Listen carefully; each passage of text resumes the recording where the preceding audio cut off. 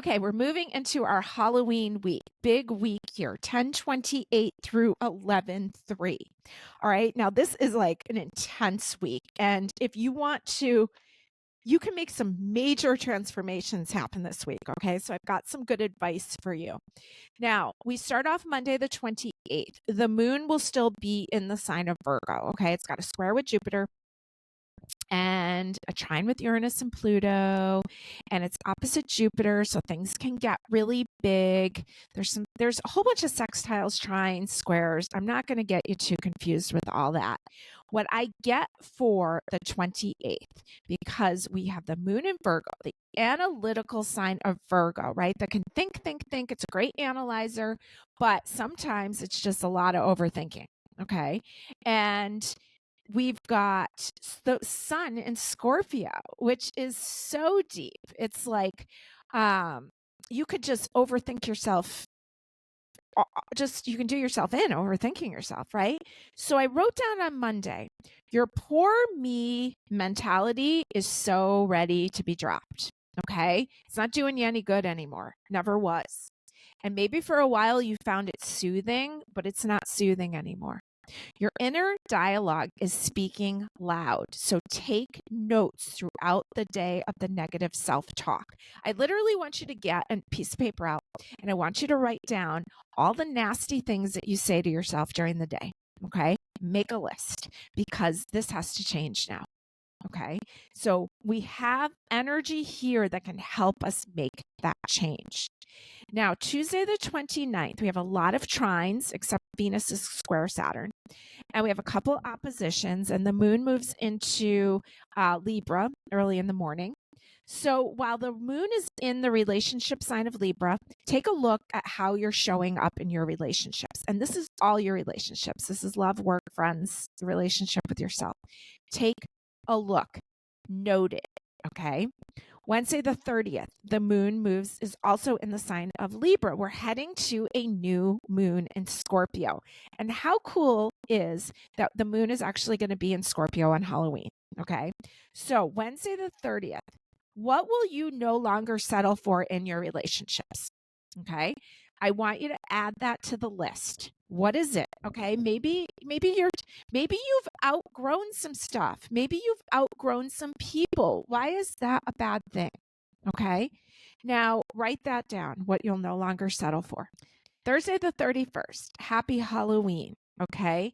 Happy Salmon. I think I'm pronouncing that right. This is going to be a super moody energy time. Okay. Don't take it personally. The moon moves into Scorpio right after lunch. We've got tons of planets in water signs. It's Scorpio season. Okay. And the aspects going on, it's like, especially with women, but maybe with men too, especially with other parents. If you're dealing with other parents on Halloween, don't get into it. Okay. Everybody's got their traditions. Let's not fight over what the Halloween tradition is. Okay. It's moody. It's not about you personally. Don't take it personally. But you can also write down on your list what you no longer want to do. You will not accept. Okay. Now, Friday the 1st, we move. Okay, let me back up the truck to Halloween. So the sun and moon will be in Scorpio. There's a T square going on to the moon with all these watery planets. The moon itself is square Mars, so you don't want to fight with your spouse or other parents about plans. The moon is square Pluto, so it's going to be super moody. The moon is trine Saturn. That's a good thing. And so all this grand water trine is going to make things super intense. 6 planets in water signs, and the veil is thin. It's super emotional. You want to keep it short and sweet. You want to trust your body to direct you. Okay. So if you're dealing with, the world that we live in right now, when we get together with large groups of people or things are intense, especially with all this Scorpio energy, we want to be very careful about the groups that we're in.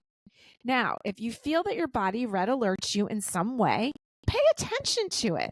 Okay. It's going to help keep you safe. You can have unexpected new friends show up. Mercury's opposite Uranus. Okay, so it might be a nice time to meet new people. Stay grounded. Maybe you throw some hematite stones in your pocket, or I've been using red jasper thanks to Christine Dorsey, who has been giving me some great Reiki sessions, right? Red jasper is a really great grounding stone. So maybe you pop some of those into your pockets, okay? And you stay grounded. You're not going to take things personally. You know that things are emotional, but you know psychic energy is high, okay? The veil's thin, so you may be able to feel your ancestors. You may be able to feel energy. Protect yourself, ground yourself, clear yourself, okay? One great way to clear yourself with all this watery energy is take a really long bath after you've dealt with everything for Halloween, okay? Water is a great clearer. Take a really long shower. Envision the energy going down the drain, okay? Now, Friday the 1st, we are talking about the Day of the Dead. Now, here's my notes on the Day of the Dead. All right, so I didn't grow up Catholic, and I think that the Day of the Dead is actually, well, I think because it's Mexico, they're Christians, right? But All Saints Day is the 1st, and that's a Catholic thing. That was about saints and martyrs and all those who were dedicated to the church. Okay, so they were paying for the saints on the 1st, where in Mexico, where I do believe they're also Christian, they are celebrating, I'm gonna slaughter this name, Dia de los Muertos. Did I say it right? The Day of the Dead. They were honoring actually the 1st was celebrating children, okay, children that that lost their lives early. Okay. And I think that in the United States of America, where they now say that gunshots are the number one cause of death to children in the United States of America, I'm sure that we can feel the vibe of celebrating the passing of children on the 1st. Okay. All Saints Day, Day of the Dead. Okay, they celebrated it with marigolds and pictures of their ancestors, and skulls and incense, and bread of the dead, which had orange and anise in it, on an altar. This is all done on an altar. Salt, water, candles, and they have some paper that they decorate with, and they put the favorite food of their loved one along with a picture of their loved one. Okay, so even though I'm not Mexican, I really am drawn to that belief and that ritual. I think it's very beautiful, and I like that it's for the children versus just the saints. Okay, not to discredit any saints, because after reading about a lot of the saints, I realized that most of them were slaughtered in the Colosseum in Rome, which I found very surprising. And so they definitely went through a lot also. Okay, so then the 2nd is actually All Souls Day, and that was when Catholics would pray for all those who are in purgatory who haven't yet entered heaven. Okay, so to me, these are days to connect with your ancestors, with those you love on the other side. Maybe those that are on the other side that you may not love, you can pray for them, their enlightenment. And okay, so on Friday the 1st, I want you to take the list that you made all week, and I want you to burn it over your toilet and flush it safely. Okay, so we're going to release this poor me attitude. We're going to release this nasty inner dialogue that may have been floating around for way too long. We're going to release the things that we've been settling for in relationships, and we're going to burn that. Okay. And we are going to allow this grand water trine to clear this away for us, this behavior. These things stop now. We're going to allow Pluto to help us out here during Scorpio season as it finishes up its time in Capricorn. Capricorn, it rules antiquated ways of being. So allow our old ways of being that maybe someone told us we were supposed to do, or supposed to act like, or supposed to whatever. Let that end now, okay? And let it be washed away.